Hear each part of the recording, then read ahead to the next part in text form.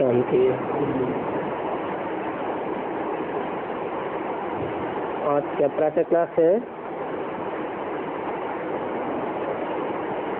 1968 2 page के मध्य में बात चल रही थी।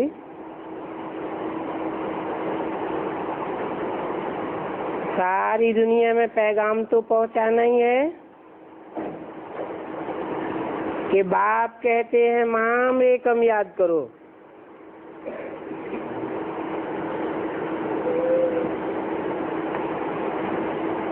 कहने वाला बाप है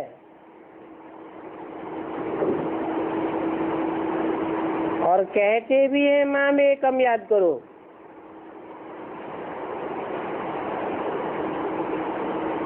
तो तुम्हारे सारे पाप कट जाएंगे।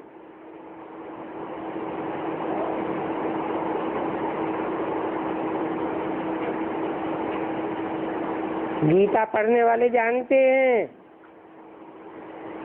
कि एक ही गीता शास्त्र है जिसमें ये महावाक्य है, माम एकम याद करो। परंतु उसमें जिस एक की तरफ इशारा किया गया है वो एक कौन है?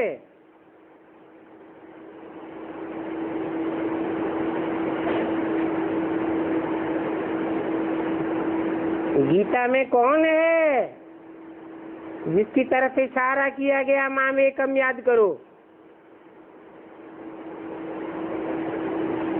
अरे गीता का भगवान किसको मानते हैं? कृष्ण को मानते हैं। कृष्ण भगवान वाच लिख दिया है, फिर याद किसको करें?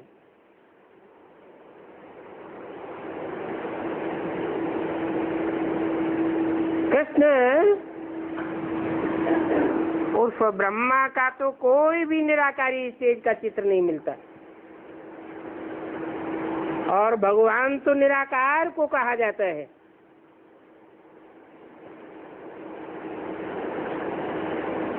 बल गीता को मानने वाले शिव की भक्ति करते हैं, परंतु यथार्थ ज्ञान नहीं है शिव का जो श्रीमत पर चले। इस समय तुमको मिलती है श्रेष्ठ से श्रेष्ठ ईश्वरीय मत,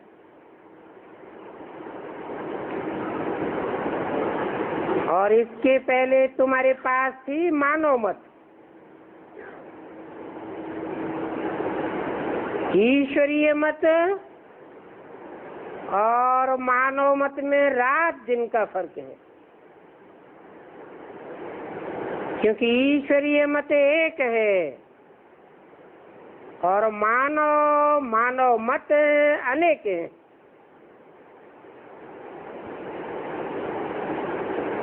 मानव मत कहती है ईश्वर सर्वव्यापी है,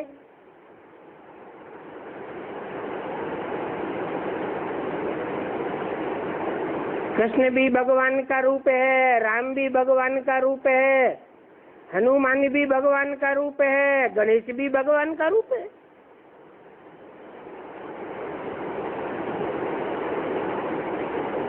ईश्वर की मत कहती है कि नहीं, बाप कहते हैं मैं आया हुआ हूँ स्वर्ग की स्थापना करने, तो जरूर ये नरक है।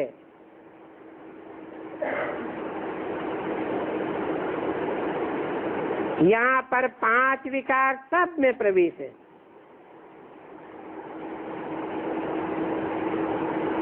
मैं सर्वव्यापी नहीं हूँ, परंतु ये 5 विकार सर्वव्यापी है।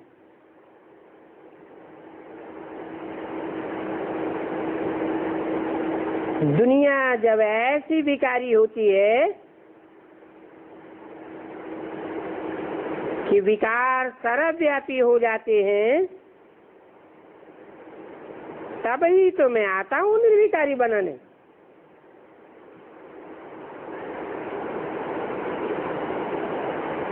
सतयुग में देवताएं निर्विकारी थे, मंदिरों में पूजा करते हैं,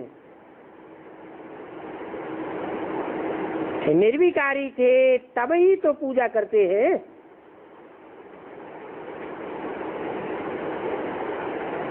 विकारी की पूजा कौन करेगा?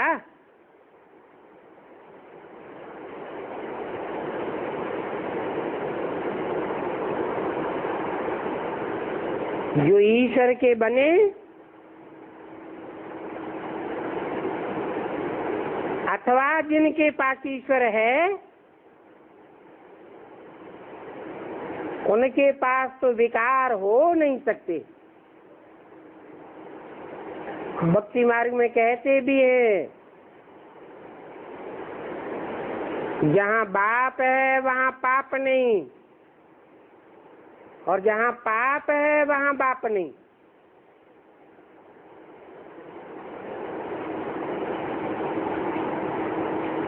देवताओं को भी निर्विकारी कहेंगे,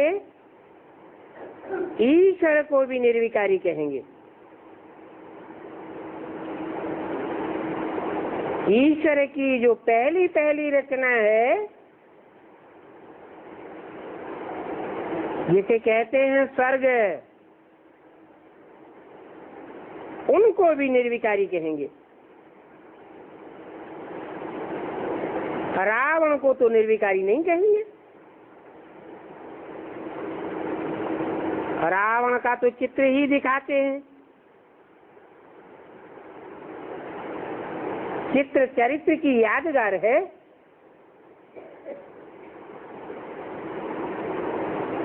दस सिर दिखाए हुए हैं,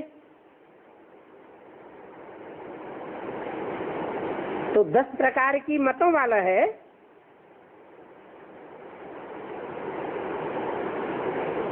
दस प्रकार की मतें देगा तो मत लेने वालों की बुद्धि बिफर जाएगी ना।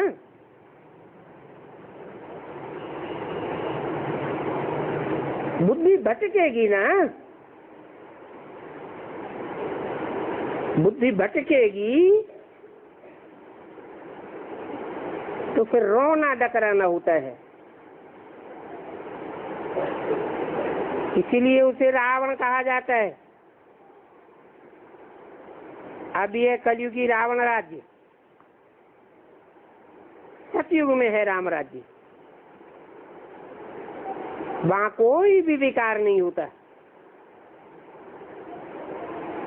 भक्ति मार्ग में हर साल रावण को जलाते रहते हैं, परंतु जलाने का मतलब तो कोई भी नहीं जानते हैं।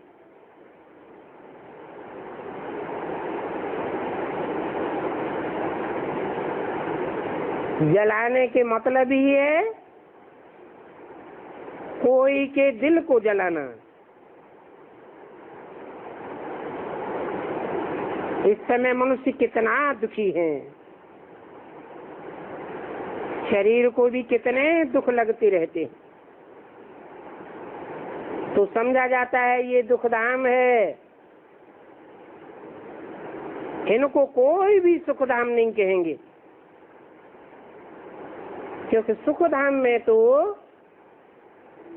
शारीरिक दुख भी नहीं होता है। यहाँ पर तो देखो कितने हॉस्पिटल हैं, कितने डॉक्टर्स हैं, कितनी दवाइयाँ हैं। सब हॉस्पिटल मरीजों से भरे हुए हैं। इसको स्वर्ग कहना ये तो बड़ी भारी भूल हो गई। ये बात तुम बच्चों को बाप समझाते हैं।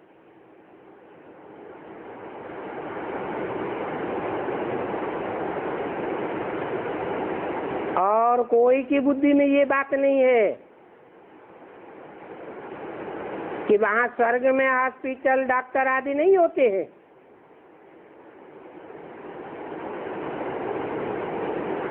तुम भी औरों को समझाओ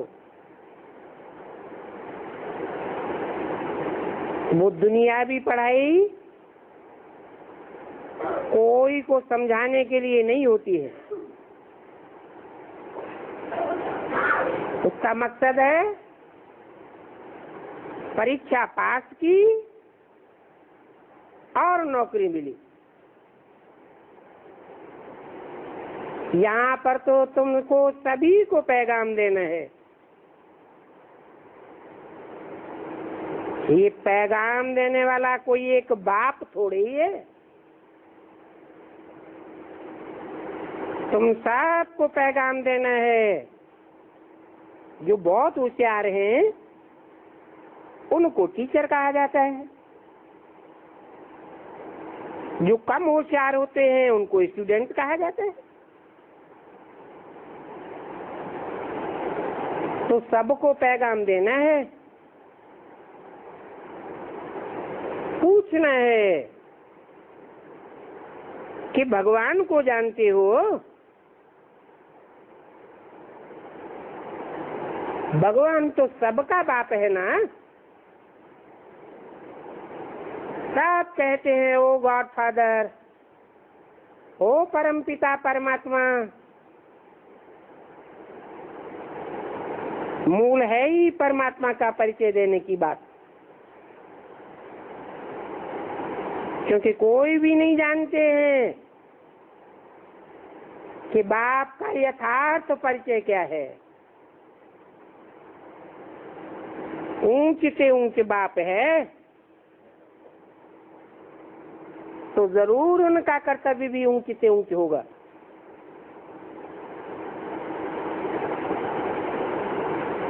और वो कर्तव्य उन्होंने इसे दुनिया में ही आकर के किया होगा। जो ऊंच से ऊंच काम करते हैं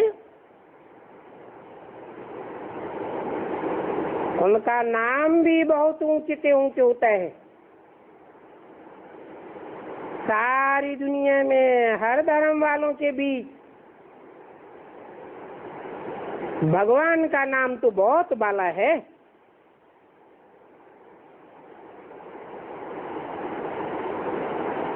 ऊंचे से ऊंचा कर्तव्य है ना, क्योंकि सारी दुनिया तो नंबरवार है पतित बनाने वाली। एक बाप है सारी दुनिया को पावन बनाने वाला।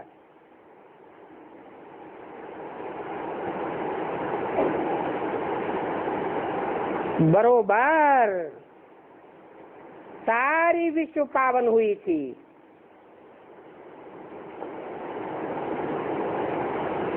और नई दुनिया में जरूर भारत ही था।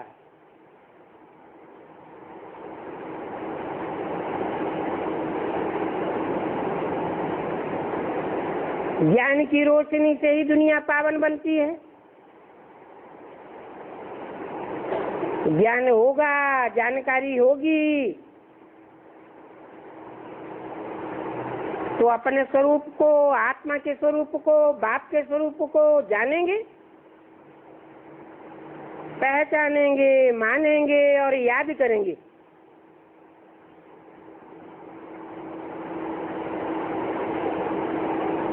वो ज्ञान का सागर है।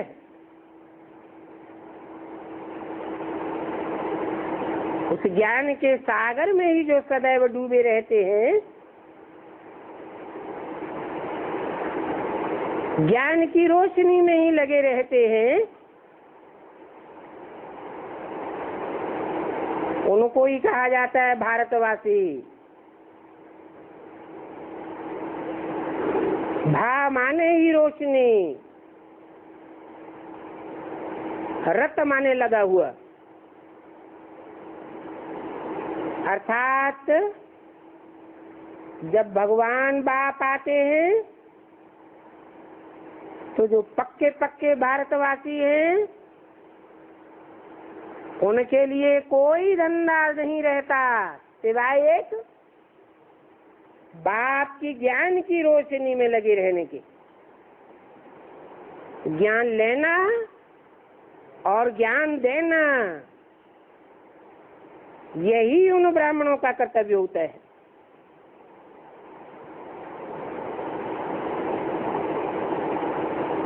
कोई धर्म वाला, धर्मखंड वाला तो नहीं कहेंगे कि हम नई दुनिया में आवेंगे।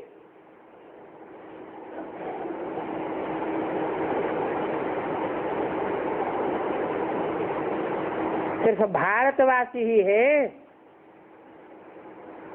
जो भगवान की बनाई हुई नई दुनिया में पहले पहले आते हैं।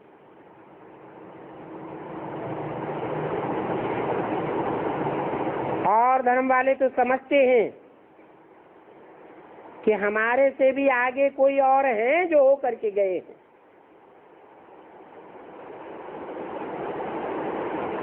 क्राइस्ट भी कोई में आवेगा तो जरूर उनके आगे कोई था ना।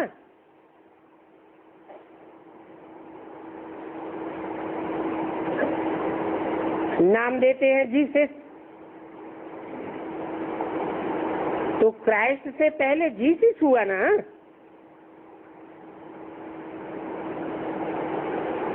तो ये बातें कोई को भी पता नहीं है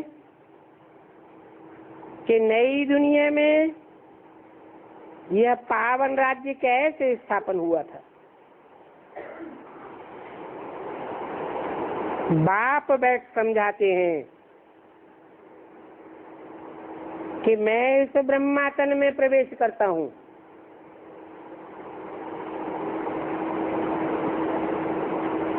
ये भी कोई मानते नहीं है कि इस ब्रह्मा के तन में आते हैं।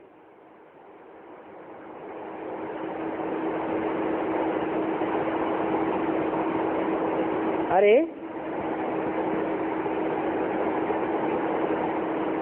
ब्रह्मा के तन में आवेंगे तब तो ब्राह्मण बनावेंगे।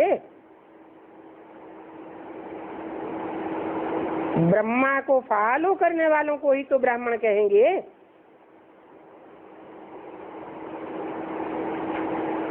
ब्रह्मा मुख वंशावली को ही तो ब्राह्मण कहेंगे। पहले पहले नई सृष्टि में ब्राह्मण तो जरूर चाहिए। ब्रह्मा द्वारा गाते हैं नई सृष्टि की स्थापना, नहीं तो ब्राह्मण कहाँ से आवेंगे? जरूर ब्रह्मा से ही आवेंगे। अच्छा, ब्रह्मा से ब्राह्मणों की पैदाइश हुई,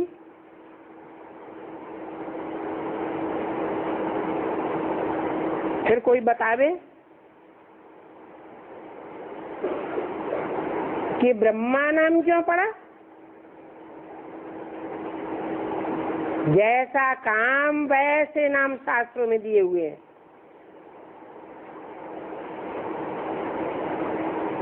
दो शब्द हैं, ब्रह्म और माँ। माने बड़ी से बड़ी माँ। ऐसा माँ का पाठ दुनिया में और कोई ने नहीं बजाया।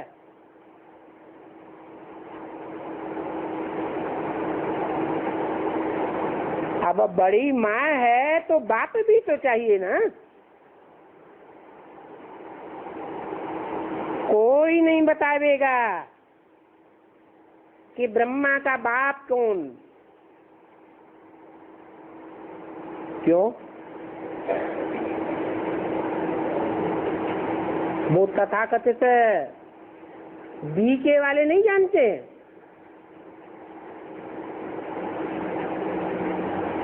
कि ब्रह्मा का बाप कौन? जानते हैं? नहीं जानते हैं। बल संस्था का नाम रखते हैं प्रजापिता ब्रह्मा कुमारी।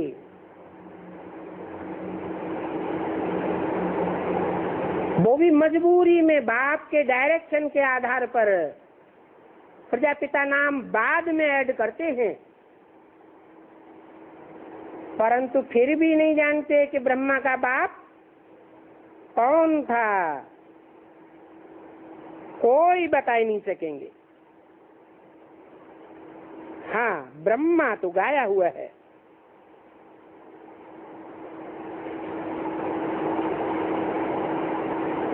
अब अम्मा है, ब्रह्मा है, तो समझो प्रजापिता भी है। जैसे निराकारी शिव बाबा कहते हैं,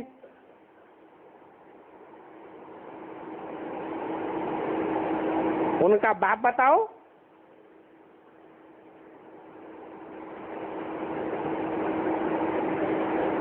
किनका है? ब्रह्मा का बाप तो प्रजापिता।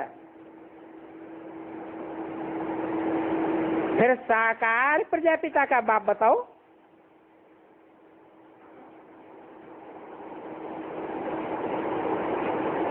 नहीं है? जरूर कहेंगे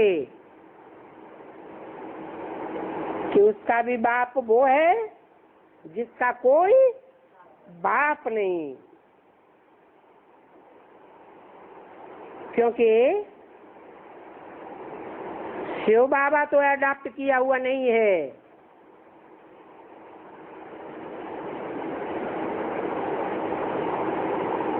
यह तो अडॉप्ट किया हुआ है। कौन कौन अडॉप्ट किया हुआ है? ब्रह्मा। कहेंगे कि इनको तो शिव बाबा ने अडॉप्ट किया है।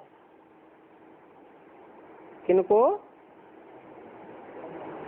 ब्रह्मा को।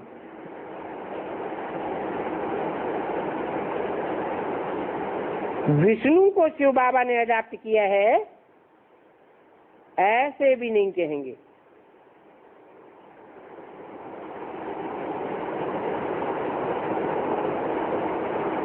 क्योंकि ये तो तुम ही जानते हो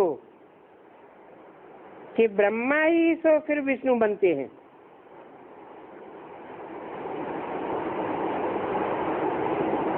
अडॉप्ट तो हुआ ही नहीं विष्णु। शंकर के लिए भी बताया है कि उनका तो कोई भी पार्ट नहीं है। इनका नहीं, इनका ब्रह्मा तो है, इनका पार्ट है, लेकिन उनका तो कोई पार्ट नहीं। किस तरफ इशारा किया है? है? आने वाले टाइम की तरफ इशारा किया। उनका तो कोई पार्ट नहीं। जब कोई पार्ट ही नहीं है तो इशारा किस तरफ किया?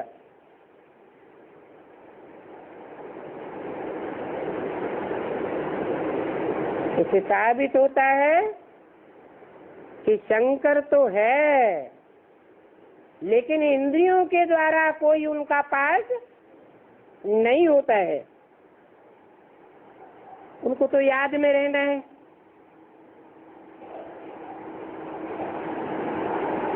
फिर कहते हैं ब्रह्मा सो विष्णु, विष्णु सो ब्रह्मा। यही उनका 84 का चक्र है। शंकर फिर कहां से आया?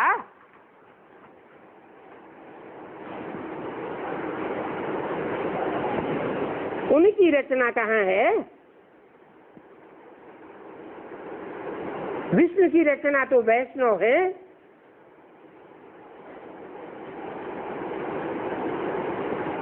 ब्रह्मा की रचना भी होती है ब्राह्मण संप्रदाय।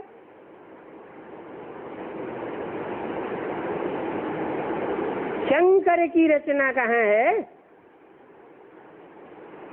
हाँ, बाप की तो रचना है।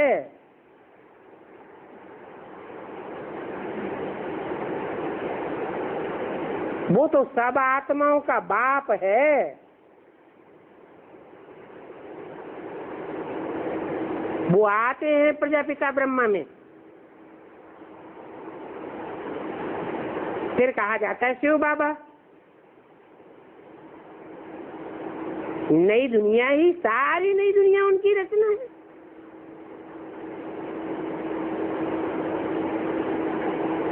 फिर कहेंगे सारी दुनिया ब्रह्मा की भी रचना है।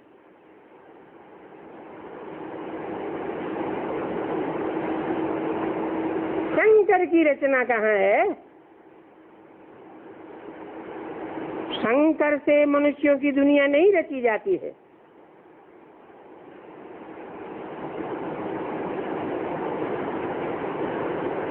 हैं?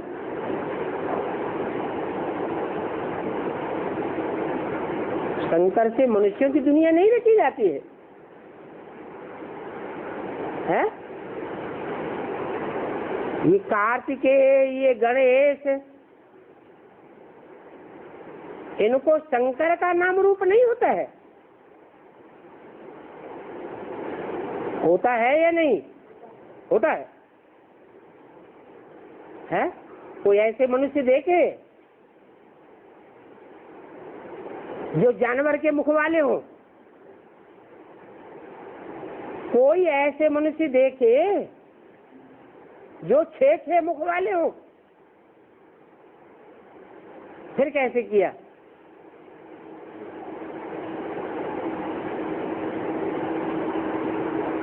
पिछाड़ी में फिर गाली देते हैं। किसको? हैं? शंकर पार्वती पिछाड़ी फेदा हुआ, फिर बिच्छू टिंडन पैदा हुए।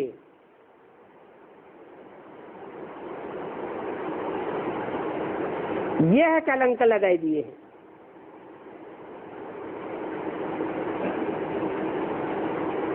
क्या बिच्छू टिंडन पैदा हुए तो उनसे दुनिया खलास हो गई, या आंखें खोली तो दुनिया खलास हो गई?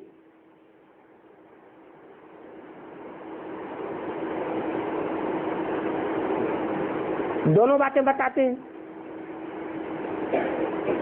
जैसे और अनेक बातें बनाई हैं, वैसे ये भी बातें बैठ बनाई है।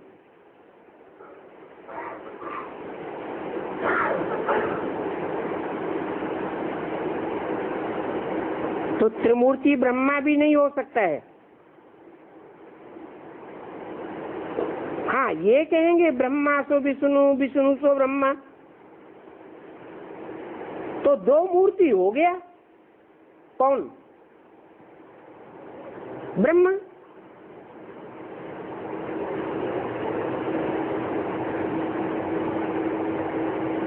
त्रिमूर्ति एक बाप कौन?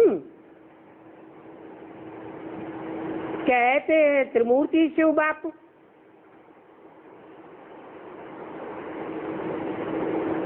तीन मूर्तियां दिखाते हैं तो एक बाप हुआ या 3 बाप हुए? है? एक रूप हुआ या 3 रूप हुए? माम एकम याद करो, ये सच्ची बात हुई कि त्रिमूर्ति को याद करो, ये सच्ची बात हुई। फिर माम एकम कौन?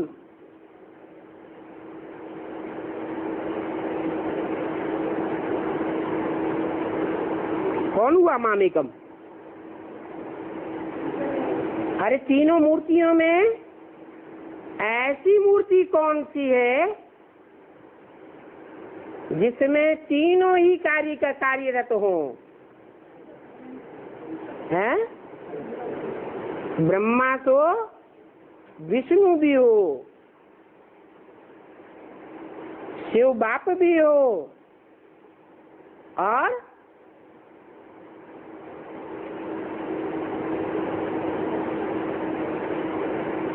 राम बाप साकार स्वरूप भी हो।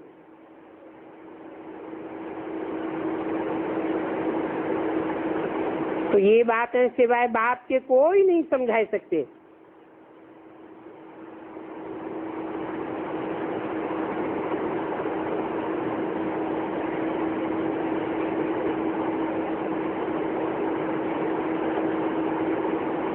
शिव बाप आते हैं,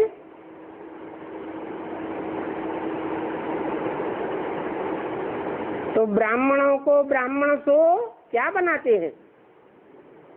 देवता बनाते हैं।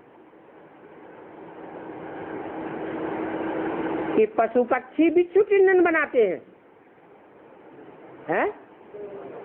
देवता बनाते हैं।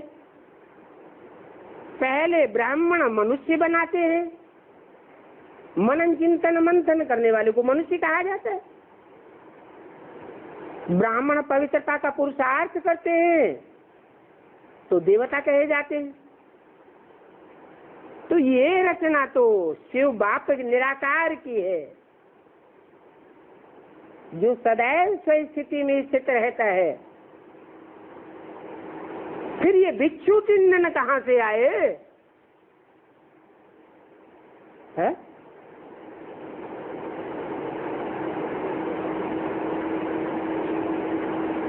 ये हाथी का मुंह वाला जानवर कहाँ से आया?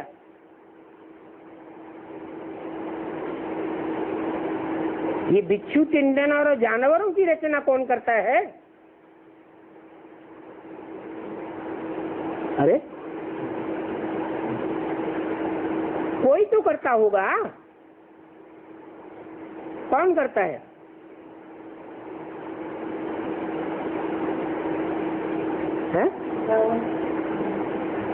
रावण कौन? इसलिए बताते हैं राम ही सो क्या बनता है?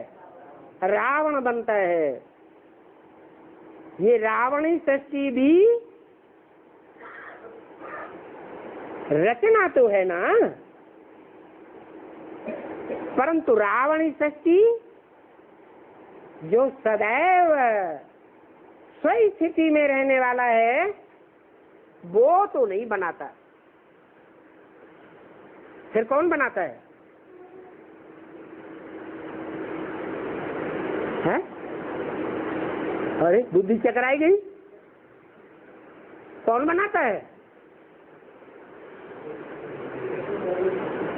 जिसमें प्रवेश करते हैं तो सदैव वो स्थिति में स्थित हो जाता है। यह प्रैक्टिस करता है, कभी होता है कभी नहीं होता है। जब स्थिति में स्थित नहीं होता है तो देह अभिमानी कहेंगे या आत्माभिमानी कहेंगे? देह अभिमानी कहेंगे। देह अभिमान से देवताई सृष्टि पैदा होगी या राक्षसी जानवरियत की सृष्टि पैदा होगी? राक्षसी सृष्टि पैदा होती है। तो ये बातें सिवाय बाप के कोई समझा नहीं सकते हैं। कहते हैं ब्रह्मा द्वारा सारी सृष्टि रची गई, सारी दुनिया ब्रह्मा की पैदाइश है।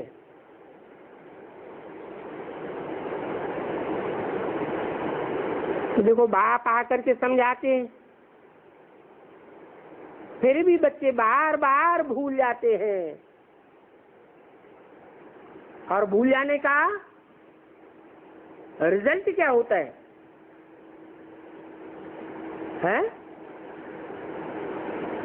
क्या रिजल्ट होता है? भूल जाने का रिजल्ट ये होता है कि निराकार और साकार में भेद नहीं पैदा कर पाते।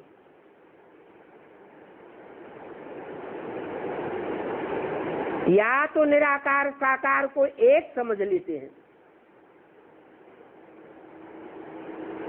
गॉड फादर तो सदैव निराकारी है ना, कि साकारी भी है? वो तो सदैव निराकारी है। उसकी जो पैदाइश है वो तो जरूर निराकारी, निर्विकारी, निरहंकारी होगी। तो किसके चक्कर में फंस जाते हैं बच्चे? राम और कृष्ण के चक्कर में फंस जाते हैं।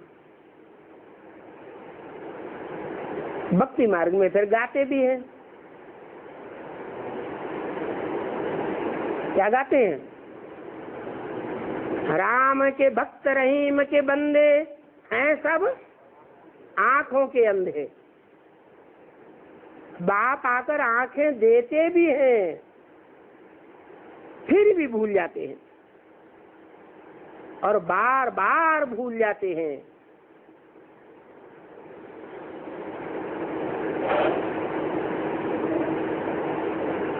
साकार में निराकार बाप आया हुआ है,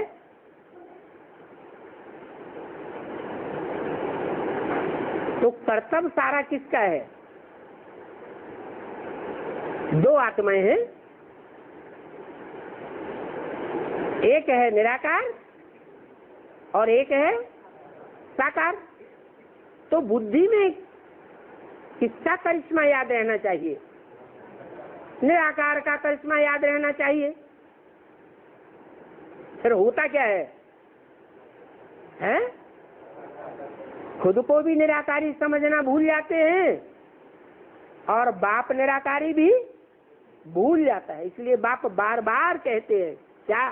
अपन को निराकार आत्मा समझ, निराकार बाप जो साकार में आया हुआ है उसको याद करो।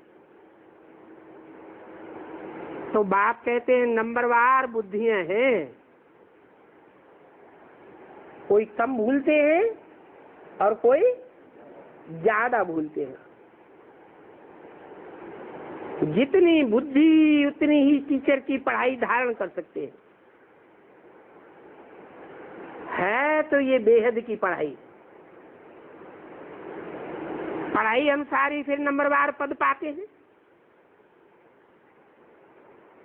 बल पढ़ाई तो एक ही है, मनुष्य से देवता बनने की, परंतु राजधानी तो बननी है ना। तो ये बुद्धि में आना चाहिए घड़ी घड़ी कि हम कौन सा पद पावेंगे राजधानी में। राजा बनना तो बहुत मेहनत का काम है।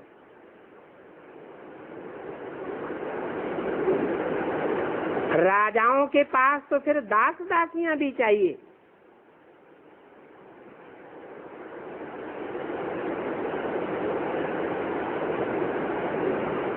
प्रिंस की जब शादी होती है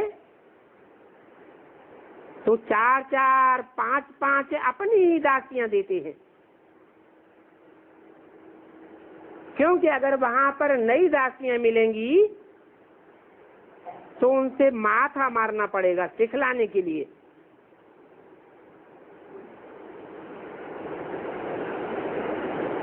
इसलिए पहले से ही सीखी पढ़ी अन्य दासियां देते हैं ताकि कोई भी तकलीफ फील न करे।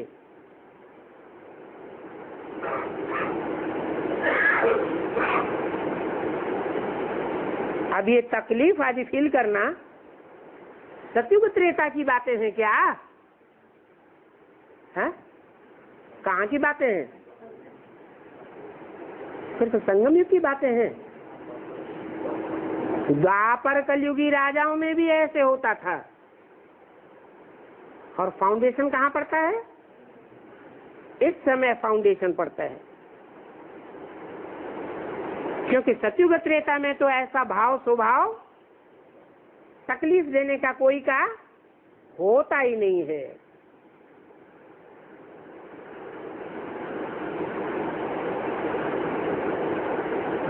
ये दासियां ही अगड़म बगड़म करने वाली होती है।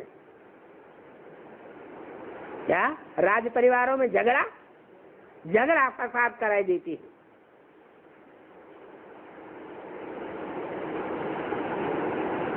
अणबण वाली दास दासियां होंगे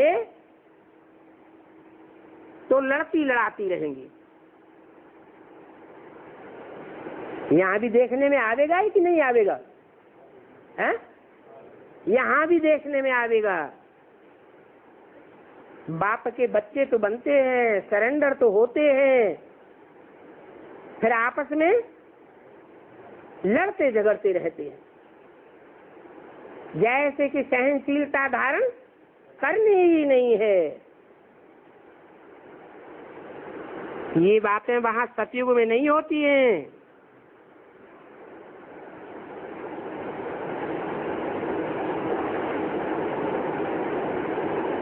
कहाँ?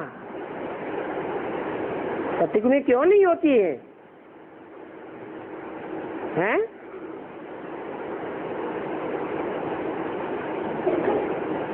घिसी पिटी वहां दासियां नहीं मिलती हैं। नहीं तो सतयुग में भी ऐसा ही होना चाहिए। अब कौन दास दासियां बनेंगे या बनने हैं, वो भी समझ सकते हैं।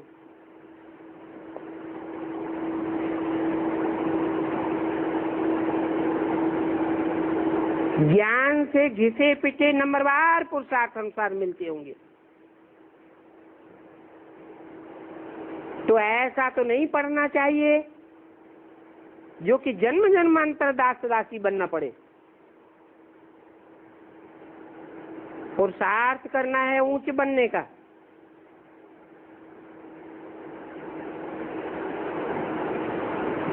क्या पुरुषार्थ क्या करना है?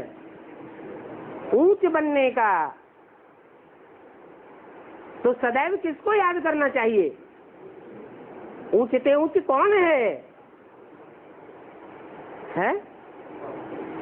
एक बाप ऊंचते ऊंचे हैं तो दो बेहद के बाप, लेकिन सदैव ऊंचते ऊंच एक ही है।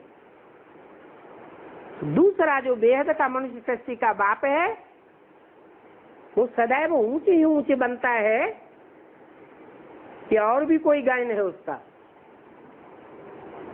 है राम राजा राम प्रजा, ये किसका गायन है? हैं? राम का गायन है। वो राजा भी बनता है, महाराजा भी बनता है, तो फिर प्रजा वर्ग में चांडाल भी बन पड़ता है। नीच से नीच पद है चांडाल का। तो किसकी याद बुद्धि में रहनी चाहिए? है ऊंच से ऊंच बाप बुद्धि में याद रहना चाहिए। ऊंच बनने का पुरुषार्थ करना है ना। तो सच्ची सच्ची शांति एक बाप को याद करने में ही है। जरा भी बुद्धि इधर उधर गई है बड़ी मुसीबत है। एक ही भ्रकुटी, उसमें तीन आत्माएं बैठी हुई है। बुद्धि थोड़ी तिरक सकती है कि नहीं तिरक सकती है, लेकिन एक को ही याद करना है।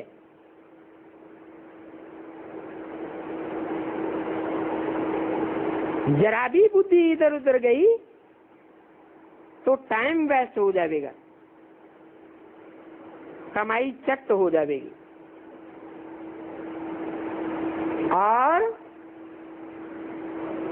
सतो प्रधान नहीं बन सकेंगे। क्या कृष्ण की आत्मा याद आई?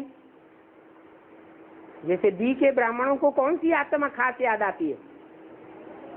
हैं? कृष्ण की आत्मा खास याद आती है। अरे एडवांस पार्टी में है राम वाली आत्मा याद आती है। तो इनको ऊंचे से ऊंचे कहेंगे। ये सदैव ऊंचे से ऊंचे बनते हैं? बनते हैं? नहीं बनते। तो फिर सतो प्रधान भी नहीं बन सकेंगे।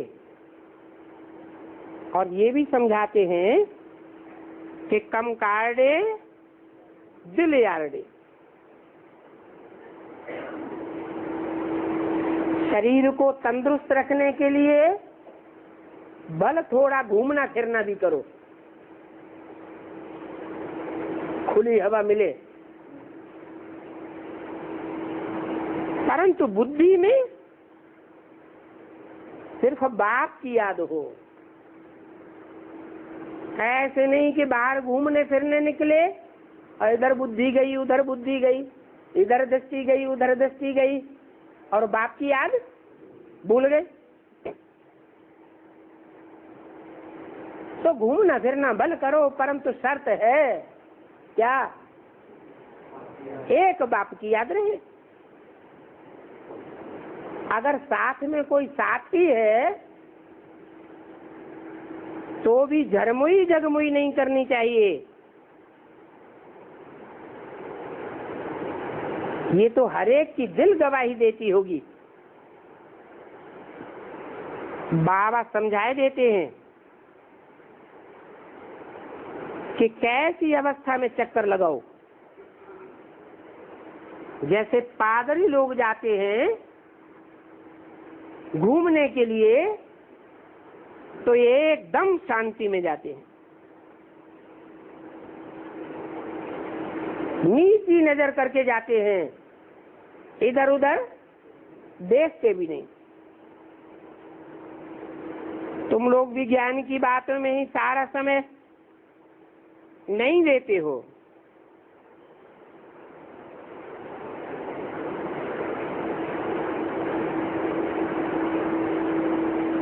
फिर अपनी जवान को शांति में रखने के लिए एक शिव बाबा की याद में रेस करते रहो। जैसे खाने के समय भी बाबा कहते हैं याद में बैठकर खाओ। रात में अपना चार्ट देखो,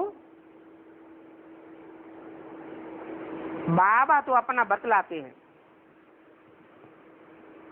कि खाने के समय भी एक दो गिट्टी खाता हूँ, फिर भूल जाता हूँ। कोशिश तो करता हूँ पूरा ही समय याद में रहने की। किसकी बात बताई? जो ऊंचे से ऊंचे हीरोइन का पार्ट बजाने वाली आत्मा, कृष्ण वाली आत्मा, उसका ही जब ये हाल बताया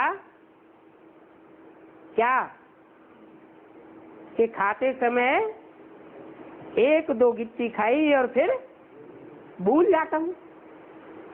ये एक इंद्रिय की बात है या सभी इंद्रियों की बात है? ये उनके एक इंद्रिय का मिसाल दिया या सभी इंद्रियों के भोग का मिसाल दिया है? जैसा एक के लिए वैसे सब के लिए। बाबा को कहता हूँ कि बाबा हम पूरा समय याद में रहेंगे, आप हमारी खांसी बंद कर देना और शुगर बंद कर देना। क्या? अपने ही साथ जो मेहनत करता हूँ वो बताता हूँ, परंतु मैं तो खुद ही भूल जाता हूँ। फिर खांसी व शुगर कम कैसे होगी? मना, चाहे खांसी हो, चाहे शुगर हो, चाहे बीपी हो, खत्म कब होगी? जब लगातार याद में रहेंगे, निरंतर याद में रहेंगे। और निरंतर याद कब होगी?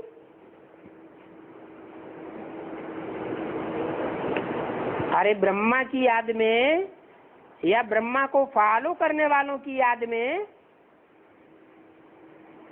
और तुम ब्राह्मण बच्चों की याद में क्या फर्क है?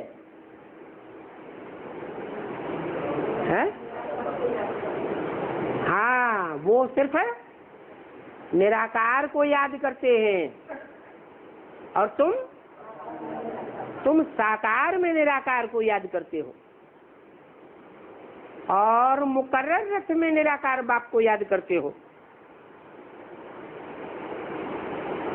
तो तुम्हारी याद निरंतर हो सकती है, उनकी याद निरंतर नहीं हो सकती। बाप बच्चों को बता देते हैं, परंतु बच्चे बाप को नहीं बताते हैं। पोता मेल देने में लज्जा आती है,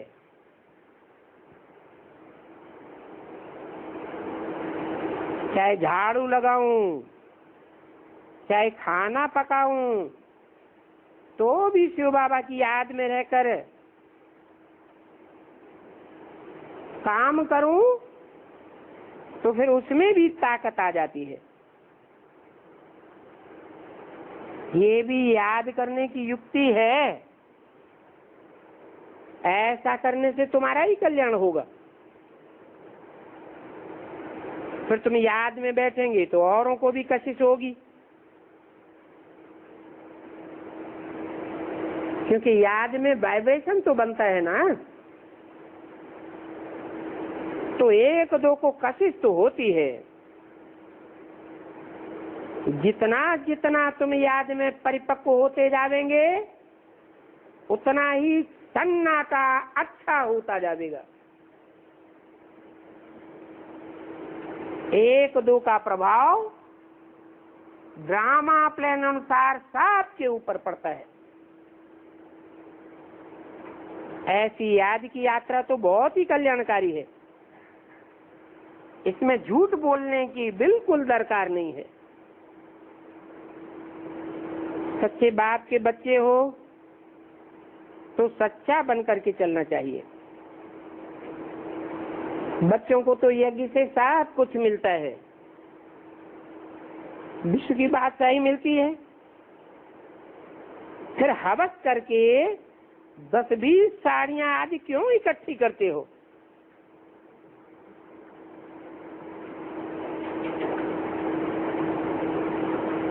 अगर इकट्ठी करते रहेंगे तो मरते समय भी वही कपड़े, वही वस्तुएं, वही साड़ियां आदि याद आ जाएंगी।